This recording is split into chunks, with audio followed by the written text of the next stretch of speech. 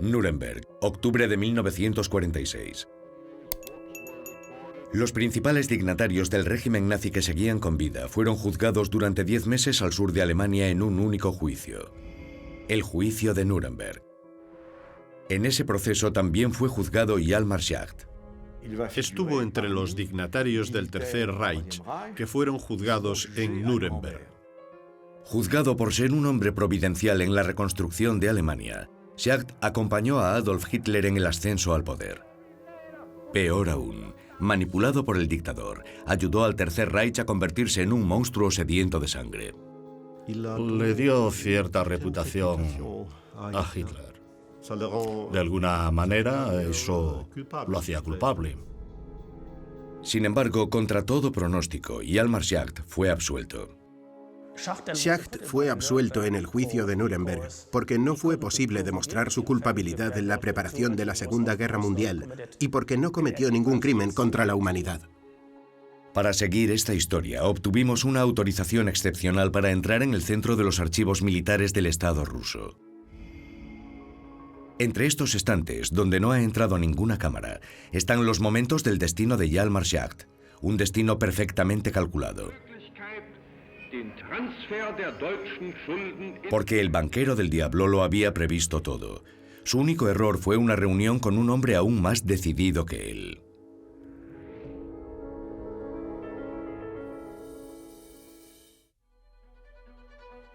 Enero de 1877. Hjalmar nació en el pueblo de Tinglev, Prusia, 12 años antes de que cambiara su vida para siempre. Pero nada auguraba que el destino de Adolf Hitler y de Hjalmar Schacht se cruzarían algún día. Schacht era un estudiante brillante y ya muy ambicioso. Empezó a estudiar sin una idea determinada, sin saber exactamente qué quería hacer. Incluso pasó un semestre en París durante el asunto Dreyfus y terminó estudiando economía. En la Sorbona, Schacht aprovechó la oportunidad para aprender francés. De vuelta a Alemania, hizo un doctorado en economía y comenzó a trabajar con éxito. Uno de los talentos de Schacht era negociar. Se presentaba, encantaba a las personas y se volvía indispensable. Era bastante joven y enseguida se convirtió en uno de los grandes líderes de las finanzas alemanas. Pero los planes profesionales de Schacht se vieron bruscamente interrumpidos en el verano de 1914. Cuando estalló la Primera Guerra Mundial, que luego se extendió por toda Europa y el mundo entero. La guerra y sus 10 millones de muertos fueron un punto de inflexión en la carrera de Schacht. Un primer paso hacia su verdadero destino, como banquero del diablo.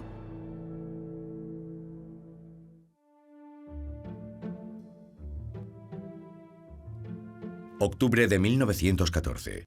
Al comienzo de la guerra, Hjalmar Schacht fue movilizado en Bélgica, pero no como soldado.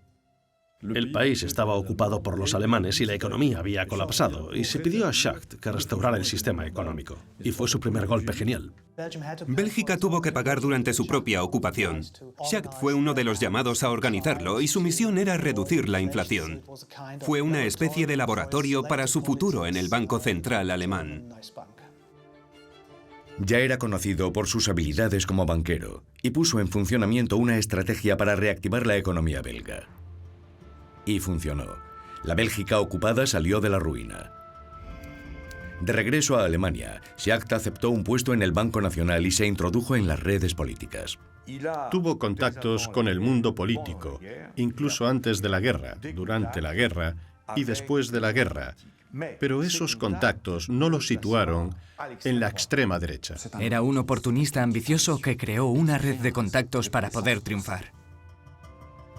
Cuando la guerra terminó, en Alemania se instauró la República de Weimar. En ese momento, Hjalmar Schacht participó en la creación de un partido de izquierdas, el DDP.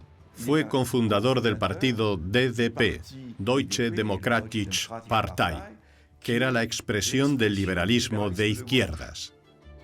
En el seno del DDP hizo conocimientos e intercambió ideas, y se integró en poderosos círculos de Inglaterra y los Estados Unidos.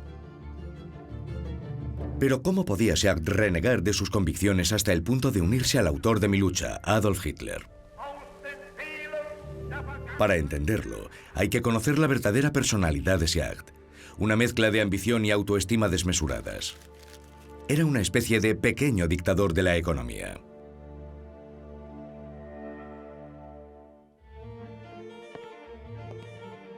Y Al-Marshaq era un hombre extremadamente seguro de sí mismo y de su superioridad intelectual. A muchas personas les parecía muy arrogante.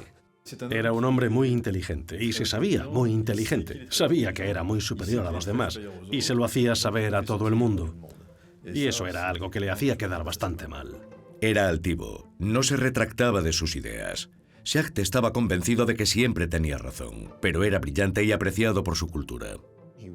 En los años 30, el embajador de Estados Unidos en Berlín lo invitaba regularmente a sus cenas, porque era un excelente conversador, pero a otros les parecía desleal, falso y engañoso. Una vez incluso dijo en francés, «Le classe moi», en otras palabras, soy brillante. Uno de sus biógrafos lo describió como un gran ególatra, lo que me parece muy apropiado. Su audacia le hizo ganar dinero muy rápidamente. Con sus primeros ahorros, Schacht compró una enorme casa cerca de Berlín. Un lugar de descanso, pero que también albergaría los mayores secretos de la historia de Schacht. Compró una gran propiedad en Gülen, que se encuentra a unos 80 kilómetros de Berlín, al norte. Una casa muy grande rodeada de bosque. Tenía reuniones muy importantes donde intercambiaba mucha información. Entre las secretas paredes de su gran casa se podía reunir con cualquiera, con la certeza de que nadie podía espiarlo.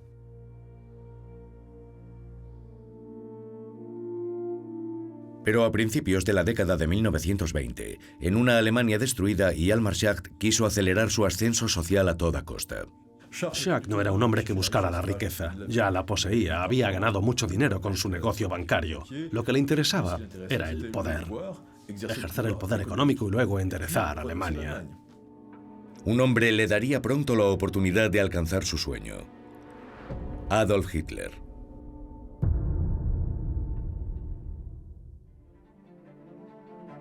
Julio de 1923. Alemania estaba en una situación desesperada. Faltaban menos de 8 años para la cena que cambiaría la vida de Schacht, la que le permitió conocer a Adolf Hitler. Alemania fue derrotada en la Primera Guerra Mundial y quedó en la ruina. La economía estaba destrozada. Los aliados, los vencedores, impusieron reparaciones colosales a Alemania en el Tratado de Versalles. El país debía pagar esas reparaciones de guerra a los aliados y se endeudó peligrosamente. El desempleo aumentó y los salarios disminuyeron en un 25%. Alemania se embarcó en enormes gastos tras la Primera Guerra Mundial, primero para mantener a las viudas y a los huérfanos de los combatientes, pero también para pagar las reparaciones impuestas por los aliados. A mediados de 1923, el marco alemán se cotizaba a razón de 4.200 millones por dólar. Valía menos que el papel en el que se imprimía. Este periodo en el que los precios se dispararon y la moneda perdió todo su valor se llamó el de la hiperinflación. La moneda perdió aproximadamente 5 millones de veces su valor entre 1918 y 1923. Una inflación cuya imagen era la de personas que llevaban carretillas con billetes para hacer sus compras. Había que solucionarlo. El Reichsbank no era capaz, y en 1923 el gobierno buscó a Schacht, que era un banquero muy famoso y popular, para que intentara detener esa inflación galopante. Era una apuesta necesaria. Para Schacht era un reto sencillo y si tenía éxito en esta misión, si ideaba un plan eficaz, podría haberse impulsado a un estatus superior. Al-Marshaq acababa de conseguir un puesto creado específicamente para él, comisionado de divisas del gobierno. No tenía despacho ni medios, era un empleo suicida. Pero Schacht empezó a trabajar a su manera. Pensó durante varios días cómo hacerlo. Se instaló en una oscura dependencia del Ministerio de Finanzas. Fumaba sin parar todo el día mientras ideaba soluciones. Y al final puso en marcha un plan para detener la tendencia a la baja, para detener la inflación. Schacht se jugaba su carrera y lo sabía. En Moscú, en los archivos rusos, las primeras huellas de Schacht datan de esa época. El hombre pasó de ser un pequeño banquero a ser una figura pública.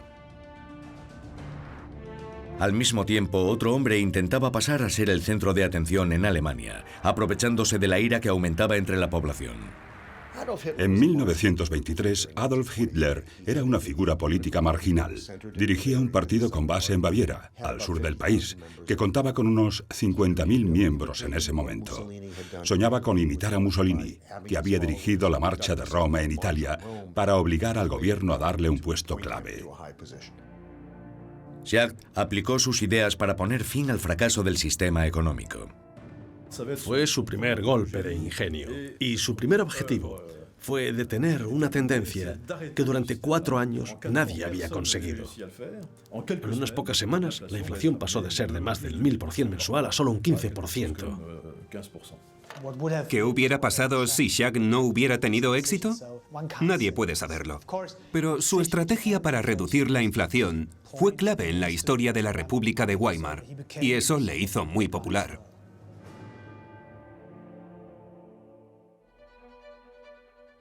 En diciembre de 1923, Hjalmar Schacht fue nombrado presidente vitalicio del Reichsbank, el Banco Central de Alemania.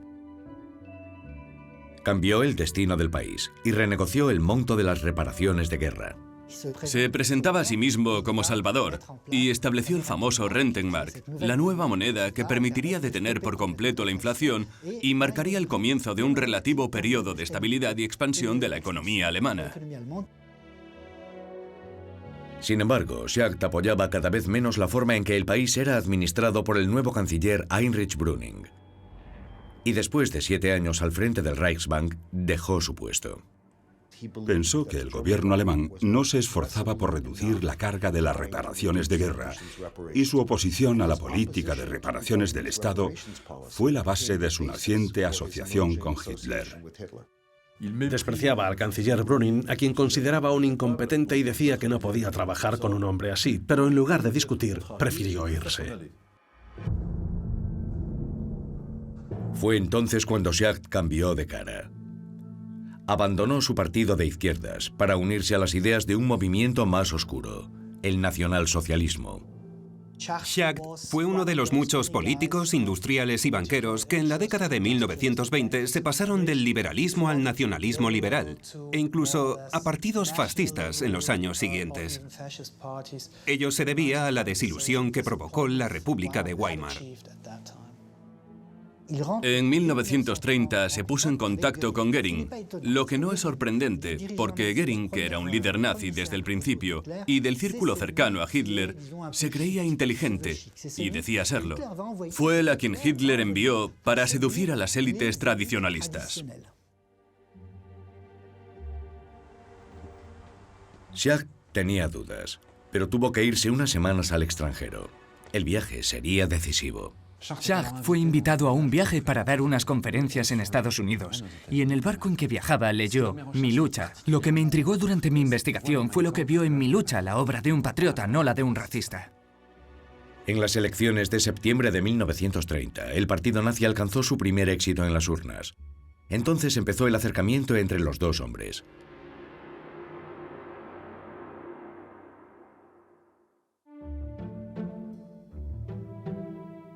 Enero de 1931.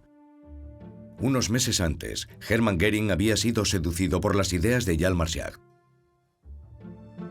El 5 de enero organizó una cena en su casa, a la que también invitó a Adolf Hitler. Esa cena cambió completamente la vida de Schacht.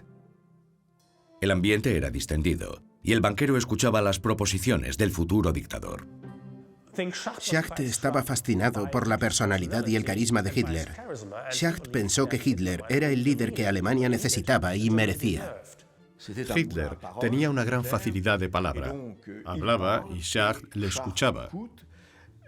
Sin duda, Hitler ejercía una especie de fascinación sobre Schacht y cayó bajo su encanto en el amplio sentido de la palabra, por supuesto, como bajo una especie de hechizo.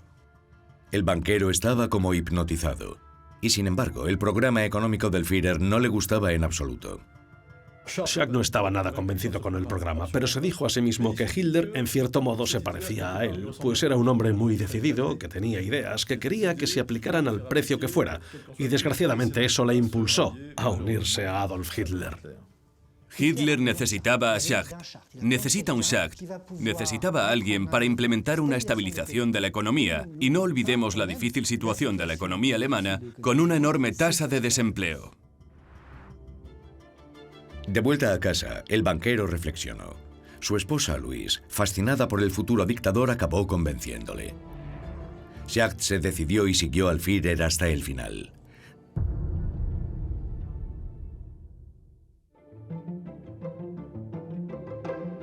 Durante los meses siguientes, Hjalmar Schacht se dedicó a la causa hitleriana, se unió a los grandes jefes en torno al proyecto nazi y se veía cada vez más en la cima del Estado. Schacht estaba convencido de que el futuro sería de Hitler. A partir de ese momento, unió su destino al suyo. Schacht creía que en cierto modo podría utilizar a Hitler y luego imponerle sus propias ideas, algo muy presuntuoso, pero muy normal en Hjalmar Schacht. Estaba muy seguro de conseguirlo. El banquero tenía razón. Hitler lo convirtió en su mentor económico. Schacht pensaba que manipulaba al futuro dictador. La verdad era muy diferente. Hitler vio perfectamente lo que podía obtener de la credibilidad internacional de Hjalmar Schacht y alimentó su ego. 1931 y 1933 fueron los años que los alemanes llamaron de escaparate, es decir, una pieza central expuesta para mostrar a los líderes económicos y a los dirigentes que la política nazi no era tan radical como temían. Para este partido, que en esa época estaba en ascenso hacia el poder, contar con los servicios de Schacht era de suma importancia porque Schacht tenía una gran reputación. Para financiar las campañas del NSDAP, el partido nazi, Schacht consiguió recaudar 3 millones de Reichsmarks entre los fabricantes alemanes. Y funcionó. Las elecciones de julio de 1932 confirmaron la pujanza del NSDAP, que se convirtió en el primer partido de Alemania con casi 14 millones de votos. Pero el presidente del Reich, el mariscal Hindenburg, se negó a confiar la Cancillería a Adolf Hitler. Schacht presentó entonces una petición firmada por industriales alemanes para presionar a Hindenburg. Schacht hizo que Hitler llegara al poder. Hindenburg no pudo evitarlo y nombró canciller a Hitler. El 30 de enero de 1933, Adolf Hitler se convirtió en canciller del Tercer Reich. Para Hjalmar Schacht, su apoyo inquebrantable y su estratega en la sombra fue el inicio de una nueva vida.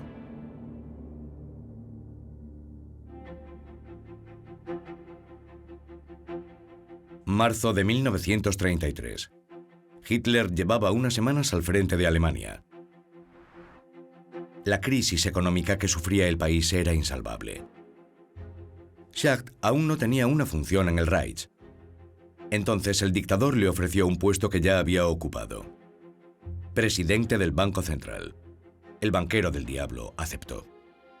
Un mes y medio después de la llegada de Hitler a la Cancillería, Schacht recuperó la presidencia del Reichsbank, a la que aspiraba, y ese fue el regalo que recibió de Hitler. En nombre de los nazis, Schacht reformó las finanzas alemanas. Aprovechó sus antiguas relaciones para renegociar las reparaciones de guerra. Fue a Londres y luego a los Estados Unidos para persuadir al presidente Roosevelt.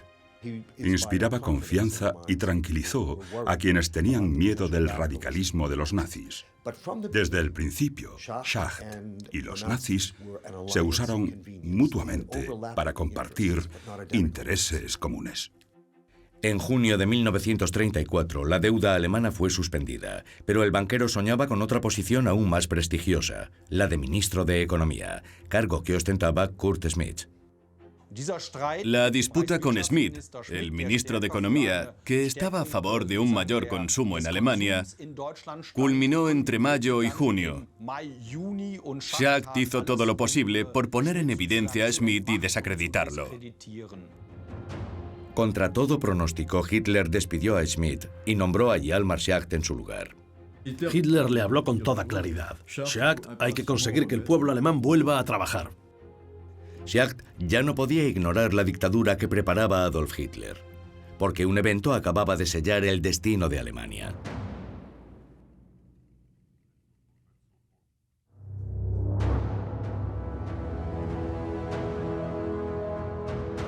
Junio de 1934. La SA, la organización paramilitar del partido nazi, se había vuelto demasiado violenta y molesta para el Führer. El 21 de junio, el presidente Hindenburg le pidió a Hitler que impusiera la calma al país. 8 días después tuvo lugar la Noche de los Cuchillos Largos. Una serie de asesinatos, una verdadera purga durante la cual fueron asesinados más de 200 miembros de las SA, en particular a manos de las SS, la guardia personal de Hitler. Un mes después, Hindenburg, el presidente del Reich, murió de cáncer de pulmón. Hitler tenía ya en sus manos el destino de Alemania. Para construir el Gran Reich, con el que soñaba Adolf Hitler, el país debía rearmarse. Pero era imposible. Alemania aún no tenía derecho a rearmarse, porque todavía estaba sujeta a las drásticas condiciones del Tratado de Versalles, el Dictado de Versalles, y el rearme alemán debía hacerse de forma muy discreta. Hitler ya había encontrado al hombre que lograría esa proeza. El ministro y presidente del Banco Central. Schacht acababa de entrar en el cerrado círculo de los mandos nazis. Pero aparte de Hitler, no le gustaban demasiado los dignatarios del Reich. La relación con Hitler era la más interesante. Con Göring y Goebbels no se reunían mucho porque no se movían en los mismos círculos. Pero para Hitler, Schacht era muy útil, incluso hasta el punto de protegerlo. Sin embargo, Schacht no conocía lo que Hitler era capaz de hacer. Los verdaderos nazis no lo consideraban uno de los suyos. En cierto modo, era el arquetipo de la alta burguesía, lo que se apreciaba inmediatamente por su vestimenta. Nunca se veía a Schacht vistiendo uniforme. El único supuesto amigo que se mostraba interesado era Hermann Göring. Göring era un hombre educado que quería cultivar su amistad con Schacht. Göring lo invitó repetidas veces a recepciones en su especie de castillo de opereta. Pero Schacht no estaba muy interesado, porque a Göring le encantaba disfrazarse con uniformes recargados, organizaba orgías a la romana, y no podemos imaginar al digno Schacht con su traje, su cuello almidonado y sus gafas con montura de acero en ese tipo de cosas. Creo que hombres como Göring y Goebbels lo veían como alguien útil al comienzo del reinado nazi, pero después les era molesto. En su despacho de Berlín, Schacht solo pensaba en una cosa: satisfacer a Hitler, rearmando clandestinamente el país. Y en pocas semanas encontró una solución prodigiosa.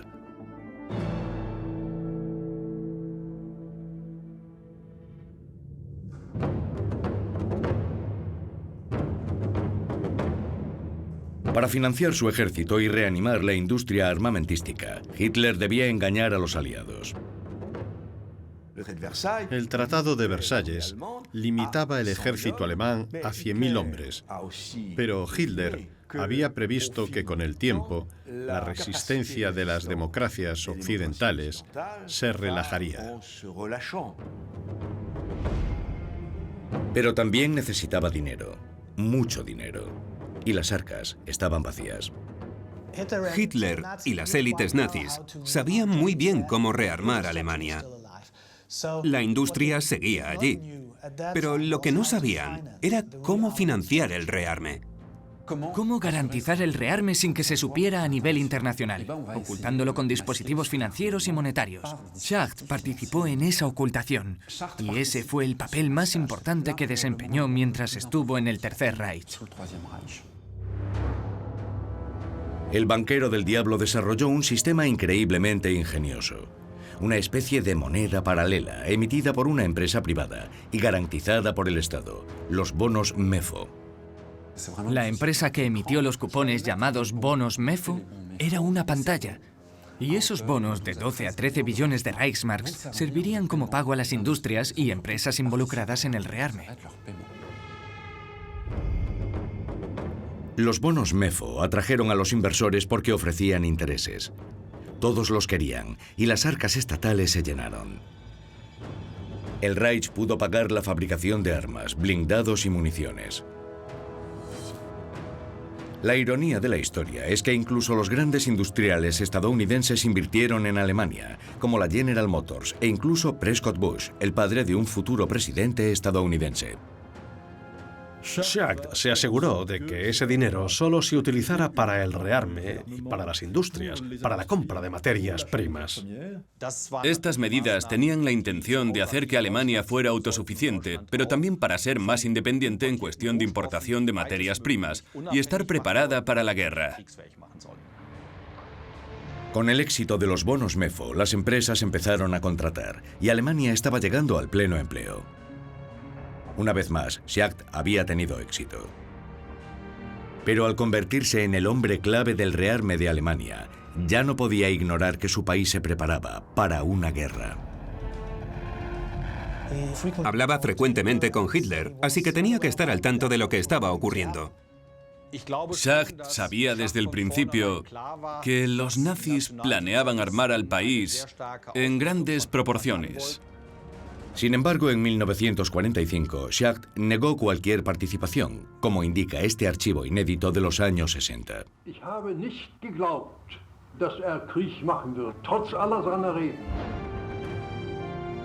¿Mentira o verdadera ingenuidad? Una cosa es cierta, a mediados de los años 30, Schacht acabó sumándose al engranaje asesino, que entre bastidores preparaba la guerra y la masacre de todos los judíos de Europa.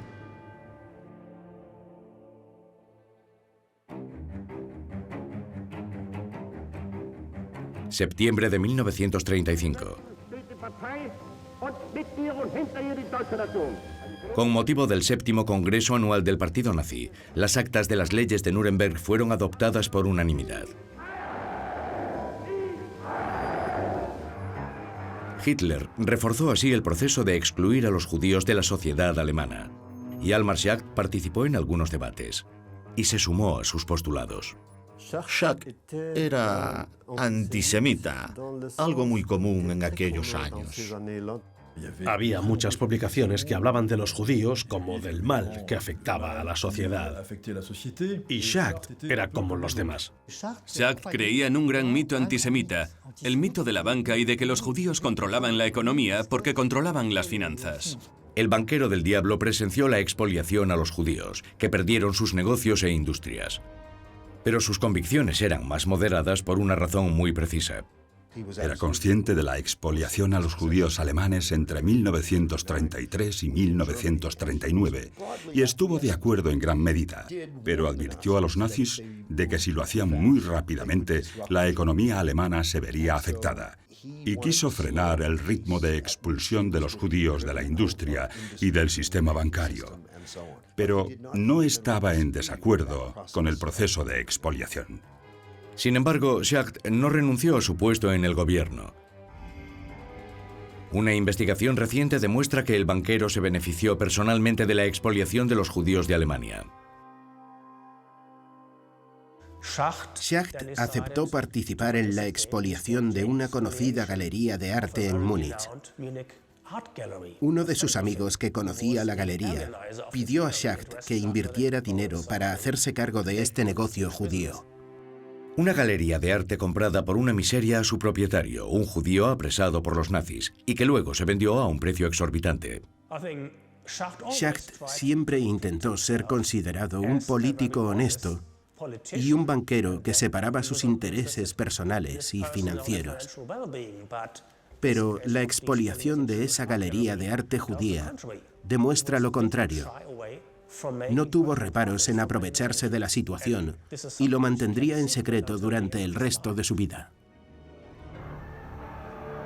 Mientras el Führer reformaba el país a un ritmo frenético, Schacht asistió desde su ministerio a la construcción de los campos de concentración de Dachau, Sachsenhausen y más tarde del Buchenwald.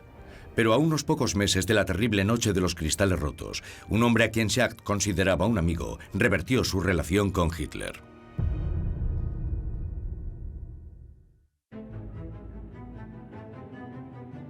Adolf Hitler ordenó un nuevo y grandioso plan económico a partir de 1936 para ampliar el armamento de Alemania y hacerla independiente en solo 4 años. Era Hermann Göring, el número 2 del régimen, quien lideró el proyecto. Pero como ministro de Economía, Schacht se opuso. Mientras Schacht quería detener el rearme a un cierto nivel suficiente para Alemania, Göring se interpuso para rearmar el país a fin de prepararse para la guerra. Entre 1933 y 1936, el presupuesto alemán para armas aumentó del 4% a casi 10 veces más, un 40%. Schacht pensó que era el máximo posible y que si el gasto en armas continuaba a este ritmo, hundiría a Alemania en una crisis inflacionaria. A Göring y a Hitler no les preocupaba. Su objetivo era armar a la nación para hacer la guerra y conquistar territorios que trajeran nuevos recursos a Alemania. La relación entre Schacht y Göring se volvió imposible. Odiado por otros dignatarios nazis, Schacht se vio obligado a marcharse. Pero decidió hacer todo lo posible, y en verano de 1937 viajó a Baviera para convencer a Hitler, que se había retirado a su segunda residencia. Hitler y Schacht se encontraron en Berchtesgaden y Schacht le dijo claramente: escúcheme, esto no puede seguir así, o Göring o yo. Hitler se preocupó y le dijo: mire, Schacht, le aprecio y no podemos llegar a estos extremos, así que intenta reconciliarse con Göring. Schacht se esforzó durante 2 meses a convivir con Göring, pero finalmente renunció a su Ministerio de Economía. Al día siguiente, Göring lo llamó para informarle de que había ocupado su lugar, el sillón de ministro. Schacht quedó fulminado. Aunque se veía a sí mismo como el mentor de Hitler, el banquero tuvo que enfrentarse a las evidencias. Había sido manipulado, utilizado y luego excluido. Ambos pensaban que podían utilizar al otro para sus propios fines. Solo uno utilizó al otro, solo Hitler utilizó a Schacht. Pero no se fue con las manos vacías. El Führer no olvidó lo que Schacht había hecho por la nación. Entre los años 33 y 38, antes de abandonar su puesto oficial, el desempleo se había reducido de 7 millones a casi 0. Hitler lo mantuvo al frente del Banco Central y lo nombró ministro sin cartera, una especie de puesto ficticio. Sin embargo, el banquero siguió enojado contra Göring y Hitler. Luego, en el mayor secreto, hizo lo impensable y cambió una vez más de bando. Su apartamento de Berlín y su casa de Gülen se convirtieron en lugares de reunión para los opositores al régimen nazi. Incluso habiendo perdido las funciones que habían sido suyas, siguió formando parte del engranaje del sistema. Se mantuvo a una cierta distancia. Schacht intentaba ser aceptado por militares, intelectuales, políticos y por la resistencia en la sombra, y les daba información. Una noche el banquero descubrió que había micrófonos ocultos en su apartamento de Berlín. De dignatario nazi, había pasado a sospechoso. No sabemos cuándo fueron instalados esos micrófonos, pero desde ese momento Schacht se sintió menos confiado. No sabemos quién puso los micrófonos, probablemente la Gestapo. Tenía un pie entre los nazis y otro entre los opositores al régimen. El doble juego de Schacht duró hasta 1944. Llegó el momento de tomar una decisión irrevocable. Hitler debía ser eliminado.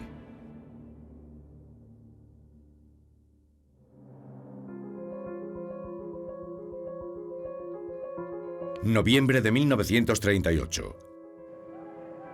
Alemania se convirtió en el escenario de un momento clave en la política antisemita de Hitler. La noche del 9 al 10 de noviembre, los judíos, sus viviendas y negocios fueron atacados. La noche de los cristales rotos. Schacht estaba abrumado por tanta violencia. Asesinaron a judíos y quemaron las sinagogas. Y la noche de los cristales rotos fue una conmoción para él. y tuvo el valor de denunciarlo, públicamente, quiero decir. En los días siguientes, 30.000 judíos fueron detenidos y enviados a campos de concentración. Las leyes de segregación se endurecieron y privaron a los judíos de sus puestos de trabajo y de sus derechos. Schacht se puso en contacto con Hitler para explicarle que su política de persecución llevaría el país a la ruina. El banquero quería encontrar una solución.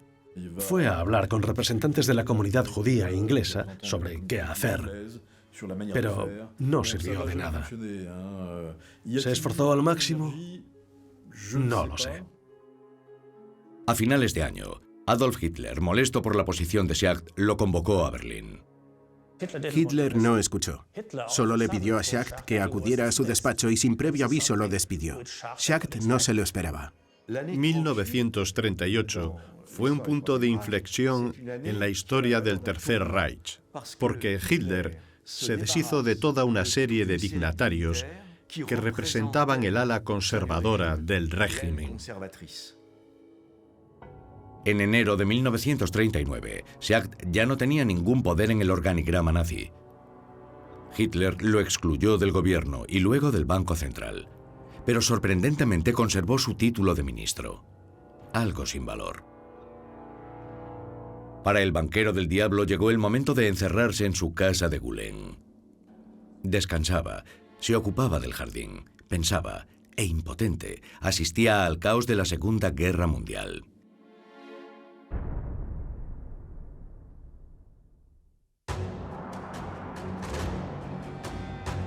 Febrero de 1941.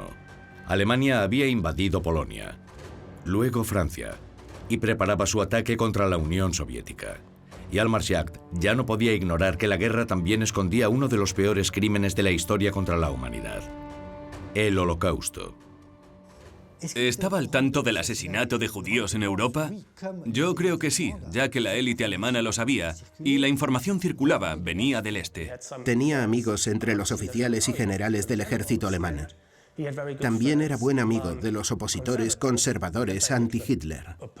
Todos aquellos que ocupaban cargos importantes en Berlín conocían la existencia de los campos de concentración en Europa, y cualquiera en lo alto del organigrama nazi sabía que se llevaban a cabo ejecuciones masivas en el frente del Este, principalmente de judíos.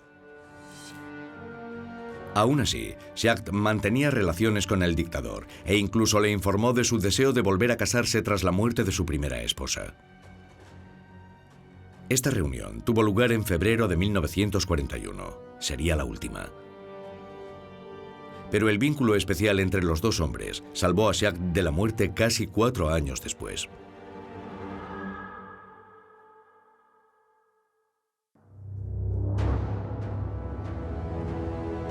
Julio de 1944. Los campos de concentración y los centros de exterminio ya se habían cobrado millones de víctimas. Hitler devastó Europa. La guerra no había terminado, pero los nazis la estaban perdiendo. En ese momento, la resistencia alemana decidió lanzar la Operación Valquiria, que debía derrocar a Hitler. El dictador se había enfrentado a más de 40 atentados desde 1921, pero ese fue sin duda el más espectacular. En su propiedad de Gülen, Schacht recibió a los conspiradores y conoció algunos detalles del plan. Él lo sabía. Sabía que algo iba a suceder, pero no sabía exactamente dónde ni cuándo. Tenía información por medio de sus contactos con personalidades importantes de la resistencia. Sin duda no formaba parte del círculo principal, pero podríamos decir que estaba en un segundo círculo, que ya era mucho. Schacht incluso tuvo la audacia de proponerse como nuevo canciller. Su nombre circulaba en las listas clandestinas. Pero si el atentado fallaba, sabía que sería asesinado. Sabía que estaba en peligro y tenía que hacer algo para salvar la vida.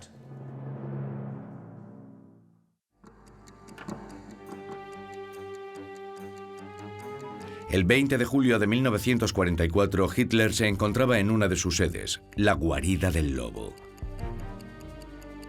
Era una reunión cumbre con varios altos oficiales militares del aparato nazi. El dictador estudiaba un mapa del Estado Mayor cuando explotó una bomba.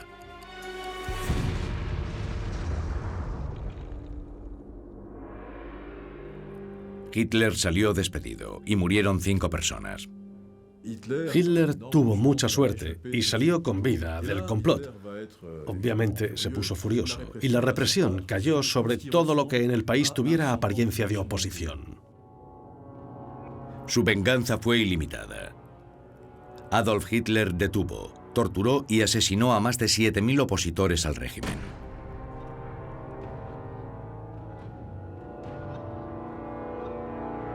Entre ellos, a Hjalmar Schacht.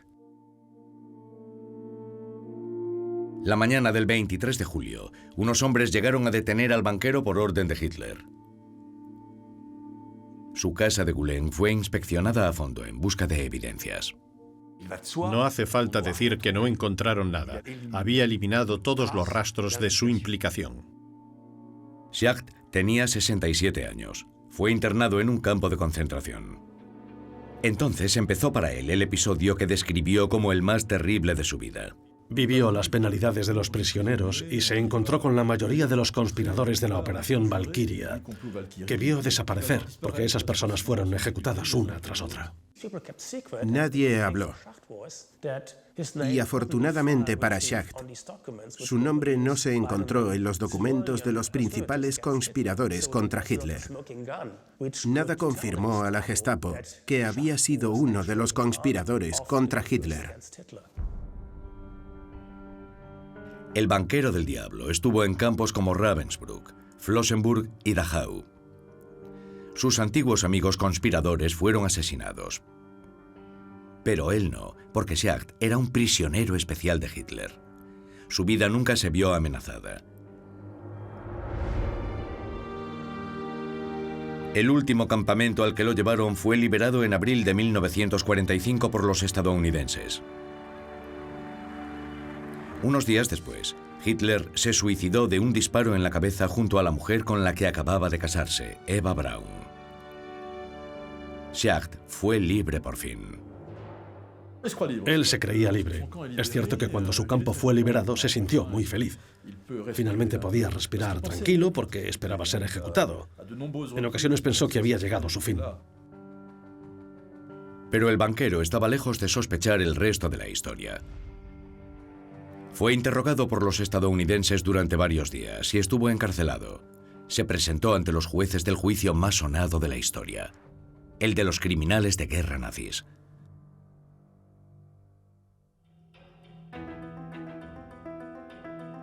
En octubre de 1946, el banquero del diablo fue llamado a juicio en Nuremberg.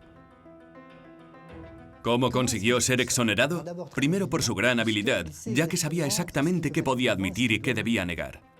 Hjalmar Schacht hizo un relato brillante de su cometido. Habló de la resistencia, criticó los errores del nazismo, en los que aseguró que no había participado.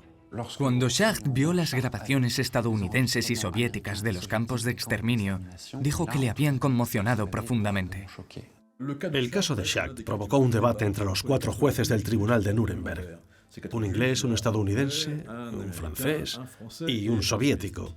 Y finalmente fue el dictamen del inglés el que se tuvo en cuenta, y Schacht fue absuelto ante la sorpresa general.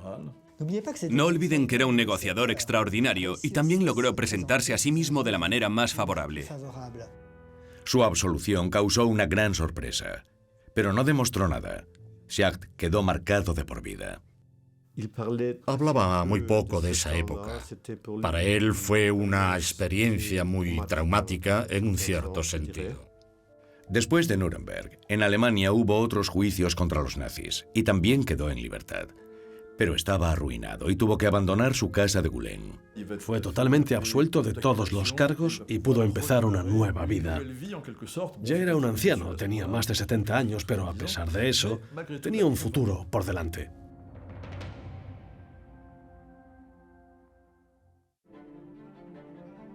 Enero de 1951. Hjalmar Schacht acababa de cumplir 74 años, pero en Alemania nadie quería dar trabajo a un superviviente del Tercer Reich. Entonces se le ocurrió una idea: viajar. Para la Alemania de la posguerra, él ya no existía, y por una simple razón. Konrad Adenauer, canciller de Alemania Occidental, que ejerció desde 1949 hasta principios de los 60, odiaba a Schacht. Los países emergentes lo llamaban para que les asesorara en el éxito de su desarrollo. Trabajó para países como Indonesia, por ejemplo, para el presidente Sukarno. Trabajó para el egipcio Gamal Abdel Nasser. Egipto, por otra parte, albergó a muchos exnazis. Durante un viaje en los años 50, el avión en que viajaba al regresar de la India hizo una escala inesperada, en un país que quería evitar a toda costa: Israel. Schacht sintió un sudor frío corriendo por su espalda. En Israel era persona non grata, era el país de los judíos, y no se había portado de una manera completamente correcta con ellos, ni mucho menos. En las salas de espera del aeropuerto de Tel Aviv, el banquero del diablo tuvo miedo a ser reconocido, detenido y encarcelado como ex-nazi. Pero de nuevo Schacht tuvo suerte. Finalmente pudo volar sin preocuparse, aunque se tropezó con dos personas que lo conocían, que lo reconocieron como Hjalmar Schacht. Fueron un camarero que trabajaba allí, que lo había conocido en Alemania, y una dama que iba a Sudamérica y que también reconoció a Hjalmar Schacht, el banquero de Adolf Hitler. La búsqueda de nazis escondidos se estaba intensificando. Cuando el antiguo miembro del Reich, Adolf Eichmann, fue capturado en mayo de 1960 por el servicio secreto israelí, otras personas cercanas a Hitler empezaron a preocuparse, pero Hjalmar Schacht no. Es cierto que el secuestro de Eichmann en Buenos Aires preocupó a los exlíderes nazis que vivían en países extranjeros. ¿Schacht estaba preocupado? Me gustaría pensar que sí, pero no creo que viviera con un nudo en el estómago temiendo ser asesinado, secuestrado o juzgado. Schacht no quedó nunca atrapado en su pasado.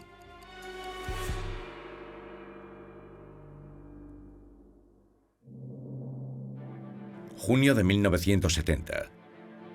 El banquero de Hitler tenía 93 años. Había escapado de la guerra, de los campos de concentración, de los juicios a los nazis, pero le había llegado la hora de rendir cuentas. En 1970, Schacht fue invitado a una gran cena. Era una velada importante. Se puso su chaqueta y sus pantalones. Se cayó. Se rompió una pierna y lo llevaron al hospital. Y allí murió. Su corazón dejó de latir. El 3 de junio de 1970, el banquero del diablo ya no pudo escapar a su destino y murió apaciblemente, con la sensación de haber sido un gran hombre para Alemania. No se sentía culpable por nada de lo que hizo en el Tercer Reich. Solo se arrepintió de una cosa, de haber sido engañado por Hitler. Y eso es lo que siempre decía: ese hombre me engañó, abusó de mí. Pensaba que él había sido capaz de reanimar la economía alemana y su sistema monetario, pero se equivocaba. No vio que Hitler lo utilizó para preparar a Alemania para una guerra. Murió viejo en otro país, en el olvido, tranquilamente. Es cierto que no ha dejado un rastro significativo en la historia, porque otros cometieron muchos más delitos que él. Fue uno de los grandes impulsores que permitieron a Hitler llegar al poder y uno de los que facilitaron la carnicería de la Segunda Guerra Mundial. Y aunque algunos investigadores alaban su inteligencia, todo queda eclipsado por los horrores que hizo posible. El banquero con dos caras se llevó consigo los últimos secretos de su verdadera relación con el nazismo y con Adolf Hitler. Su nombre permanecerá grabado para siempre en la lista de miles de dignatarios nazis, sin los cuales el horror del Tercer Reich nunca habría existido.